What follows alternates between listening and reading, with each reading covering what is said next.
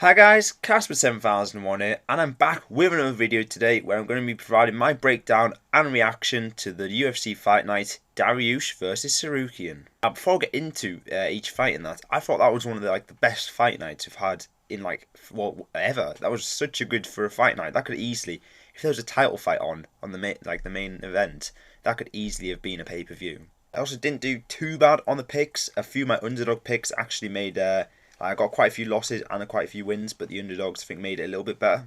But yeah, I did miss the first two fights, like Veronica Hardy versus Jamie Lynn Hoff and Gooden versus Turman, because it wasn't on TNT Sports. So they just missed they always do it. They always miss the early prelims. So I didn't watch them too, but I'm glad I didn't, to be fair, because I picked Hoff and Turman and they both lost. So I can't really give my reaction to them two fights, but the first fight I did watch, Bellato versus Pereira, I still don't know how to say his name. That was absolutely mental. What a fight! I mean, I picked right, I got Bellato right, but Jesus Christ, that was a hell of a fight. I don't know how he's won that. Honestly, Bellato has zero defense. He was just standing in front of Pereira and he was just getting hit with shots. He looked quite good. He was landing a few knees and that. He looked really good, but then he just got dropped. I thought he was going to get finished. He just kept getting hit on the floor. Didn't respond with anything. Just didn't. He has the chin. He's literally Marvin Vittori's chin. He cannot get finished in there. And then he got back up eventually. Then took the other guy down and finished him all in the same round. I'm pretty sure, round 2 or something. That was crazy. But then you wouldn't believe it, but the next two fights, Drakkar Klose and Joe Solecki, I picked Joe Solecki, and he didn't win. And I also picked Zachary Reese against Cody Brundage, and he didn't win. But Joe Solecki, he was looking all right. He took Klose down. I was like, okay, this is good. Then I think he got an armbar maybe. He was going for a submission on the floor, and then fucking Klose just picked him up and just dropped him on his head. And then not slam KO knockout. I was like, what? I've never seen that happen before. Well, not many times. And then again, it happened in the next fight. Fucking Brundage did the exact same thing. Reese had another submission going, in that he just picked him up, dropped him, and the exact same thing happened. I couldn't believe it.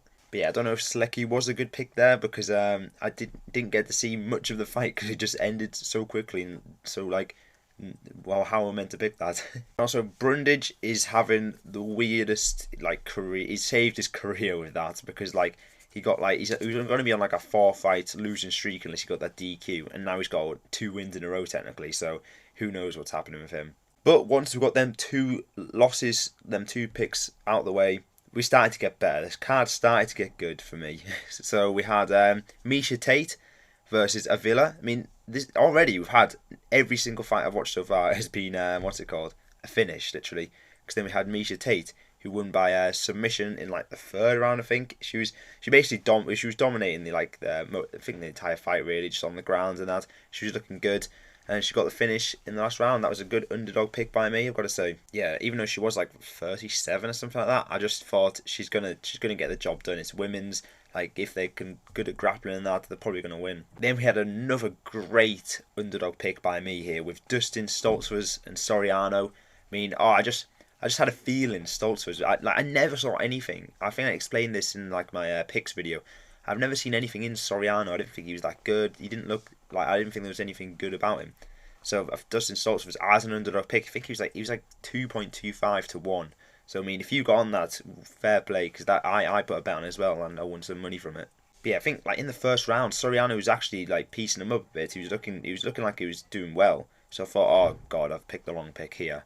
But then right at the end of the round, almost in the last 10 seconds, Stoltzfus hit I don't know what it was. He hit a right hand or a jab or something. Put Soriano down. But if there's any longer in that round, I probably would have finished him with ground and pound. But he got back up, and in the second round, he just, I think he got submission. Yeah, Stoltzfus got the submission, so good win by him. Then we move up to Silva versus Guida, and another pick right for me. I thought Silva would get it done. I thought he was going to do it by knockout, but I mean, Clay Guida has the dog in him. I mean, Jesus, he put on a performance there. I saw a few people arguing that Clay Guida won, but I mean, realistically, I think Silva did win the fight. But fair play to Clay Guida. He looked so much better than his last performance. He actually put some heart into this fight and actually tried going for it. Yeah, Silva did look quite impressive, and that's another pick that I've won for me. Then we had Sean Brady versus Kelvin Gastelum, and Sean Brady got the job done. He just dominated Gastelum for like 3 rounds, and then finally got the submission. Like I thought the submission was going to come earlier, but to be fair, he just dominated, and eventually got it in the 3rd round. I picked it right. I think it was like something like his arm. I don't know all the names of the submissions. It was something like he was like bending his arm backwards, something like that. So he had to tap. But yeah, Sean Brady was a really good performance, I think. So he was, apart from his loss to Bilal Muhammad, he's like undefeated really. He's like 16-1 or something like that. And then we moving up, we have my only other loss of the card, was Rob Font. And I mean, fair play to Deiveson Figueiredo. He put on a hell of a performance. I think a lot of people thought the same as me, that his power wouldn't translate up into a bantamweight from flyweight, but it certainly did, because he rocked Rob Font quite a lot. I can't remember too much about this fight. I do remember Rob Font was looking good at some parts of the rounds, but then Deiveson Figueiredo was definitely looking better towards the end of the rounds, and then that won him this fight. But yeah, that is a great win for Figueiredo. There's definitely a good few matchups they can make in that bantamweight division now. And then we had Jalen Turner and Bobby Green, and I picked this right. I thought Jalen Turner would get a KO here. I just thought he was levels above Bobby Green at this time in his career. But the big talking point of this fight is the referee's stoppage, man. Like, Jalen Turner knocked him out. He went out cold on the floor, and I was like, right, he should stop it now. And then he went for ground and pound. So 1 punch, 2 punches, I think, right, let him have a ground and pound. Now we can stop the fight. And then the referee just let it go. He was like, literally, Bobby Green was like this on his back, like literally on the canvas on his back, and Jalen Turner was fucking punching to the side of his head like non-stop, and then the ref didn't stop it until Bobby Green went completely out cold. And that's one of the worst stoppages I've witnessed. Like, there's no way the ref didn't bet on like the overs, like for it to go over 1.5 rounds or something, because that was horrendous. Never mind taking years off Bobby Green's career, it probably took years of Bobby Green's life with that. Still a very impressive win by Jalen Turner. Bobby Green was on a bit of a streak there, and he's stopped that, and Jalen Turner, I think he's going to do well now. And then the main event, a perfect big pick by me, Tsarukyan knockout. I mean, it only lasted like 30 seconds, but it was a beautiful knockout, I've got to say. I do feel a bit bad for old Benny Dariush, but you know, that knockout was just crazy. Honestly I thought it was the knee that got him when I was watching it, but then when you watched it back, he misses the knee and then he hits him with the right over the top, and I was like, whoa!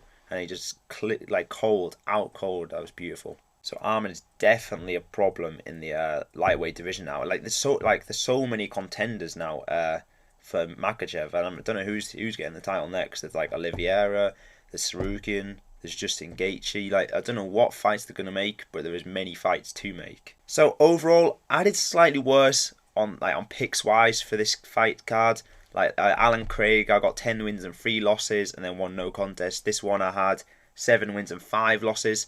But I mean, if you were betting on each individual pick and that, I was calculating it up, you would have actually ended up with profit if you betted on all my picks today, because I had at least two underdog picks that won. So it was quite good, to be fair. So I hope you guys enjoyed this video. I will be making another picks video this week for Song versus Gutierrez. That could be a decent card, I think. So make sure you check that out in the future, and I'll see you guys next time. Goodbye.